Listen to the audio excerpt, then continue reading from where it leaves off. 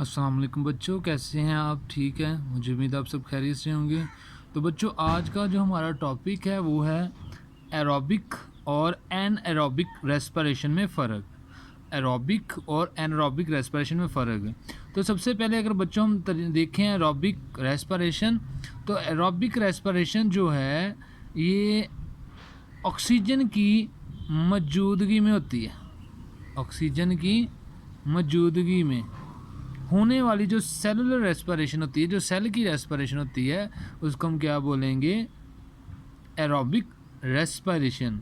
और इसके अगेंस्ट अगर हम देखें, इसका जो उल्ट है एन एरोबिक, वो क्या है? वो है एनारोबिक रेस्पिरेशन, ऑक्सीजन की गैर मौजूदगी में। ऑक्सीजन की गैर मौजूदगी में होने वाली सेलुलर रेस्पिरेशन, उसको हम क्या बोलेंगे? Anaerobic respiration. तो बच्चों देखें, सबसे पहले तो एनारोबिक रेस्पिरेशन में आपका जो है वो C6H12O6 ग्लूकोज का मालिक्यूल जो है वो जैसे ही ऑक्सीजन उससे मिलती है, और उसकी कंडीशन क्या होनी चाहिए? ज़िंदगी उसकी कंडीशन होनी चाहिए, जानदार होना चाहिए, ठीक है। और उसके अंदर ज़िंदगी होनी चाहिए और उसे ऑक्सीजन की फरहमी होनी चाहिए। तो वो क्या करता है? वो ग्लूकोज को ऑक्सीजन की मौजूदगी में इस्तेमाल करता है, और बदले में कौन कौन सी चीज़ें बनती हैं? एक बनती है कार्बन डाइऑक्साइड, एक बनता है पानी, और साथ क्या होती है? एनर्जी। एनर्जी जो हमारा जिस्म जो है मुख्तलिफ़ कामों के लिए क्या करता है? फिर इस्तेमाल करता है, ठीक है। तो बच्चों, एरोबिक रेस्पिरेशन में आपने याद रखना है कि ग्लूकोज के एक मालिक्यूल से हमें बहुत ज़्यादा एनर्जी मिलती है। किस फॉर्म में? एटीपी की फॉर्म में, ठीक है। ये नेक्स्ट हम देखते हैं। जबकि बच्चों एनारोबिक की अगर हम बात करें, तो एनारोबिक में आपका जो ग्लूकोज है C6H12O6, अब इसमें तो ऑक्सीजन है ही नहीं है, ऑक्सीजन अपसेंट है, ठीक है। तो ये सबसे पहले किस में तब्दील हो जाता है? ये ग्लूकोज पाइरोविक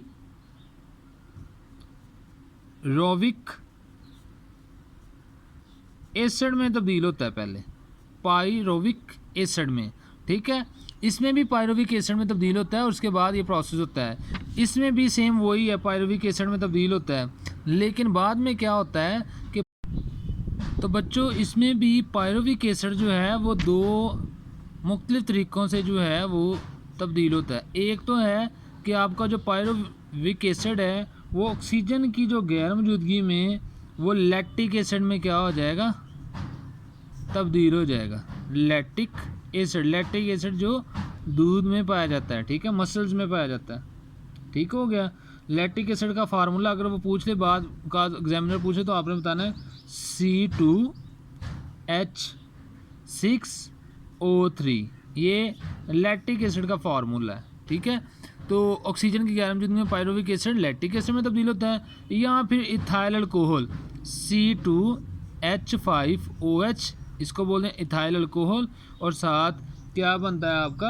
कार्बन डाइऑक्साइड, ठीक है। ये कब होगा? जब ऑक्सीजन की गैर मौजूदगी में ग्लूकोज की ऑक्सीडेशन होगी।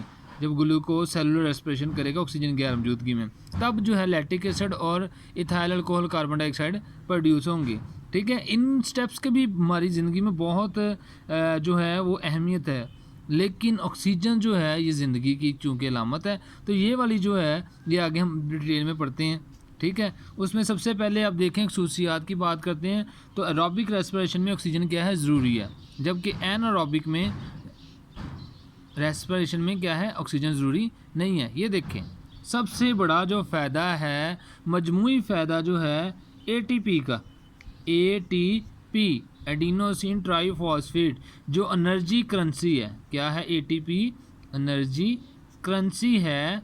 वो कितने हमें मालिक्यूल मिलते हैं एरोबिक रेस्पिरेशन में? 36। ये एमसीक्यू आता है बच्चों पेपर में, ठीक है। और जबकि हम देखते हैं एनारोबिक में, तो उसके नतीजे में हमें सिर्फ 2 एटीपी के मालिक्यूल मिलते हैं। तो बच्चों फ़ायदा किसका हुआ? 36 एटीपी के मालिक्यूल का, ठीक है।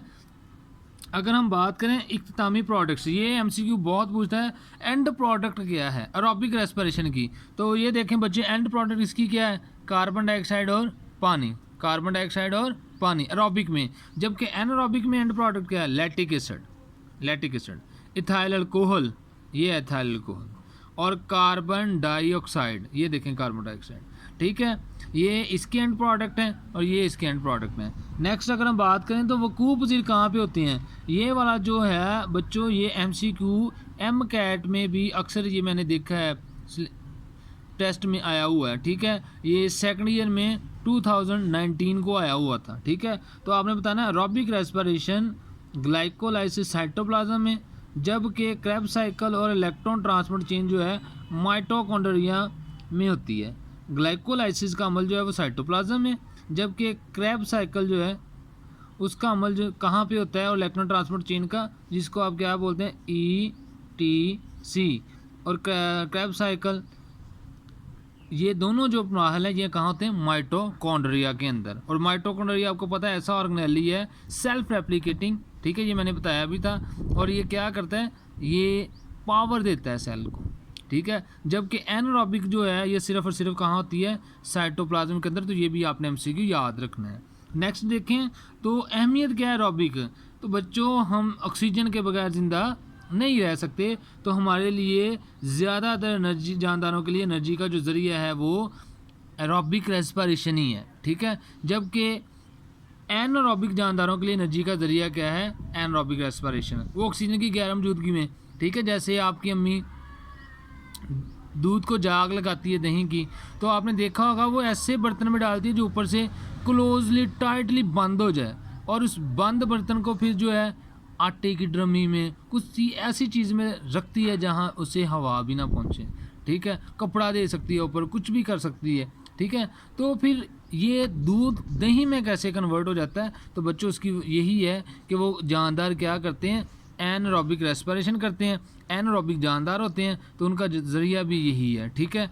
और बाज़ औक़ात एरोबिक जानदारों के लिए भी ऑक्सीजन की कमी में एनर्जी का ज़रिया है, कौन, एनारोबिक रेस्पिरेशन। जैसे बाज़ औक़ात हमारी जो है मसल्स में, ठीक है, अकड़ाव आ जाता है, ठीक है, बार बार तेज़ या बहुत काम करने से, ठीक है, तो वो किसकी बदौलत है, वो आपकी एनारोबिक रेस्पिरेशन तब हो रही होती है, उस वक्त ऑक्सीजन की सप्लाई जो है वो मुकम्मल नहीं मिल रही होती।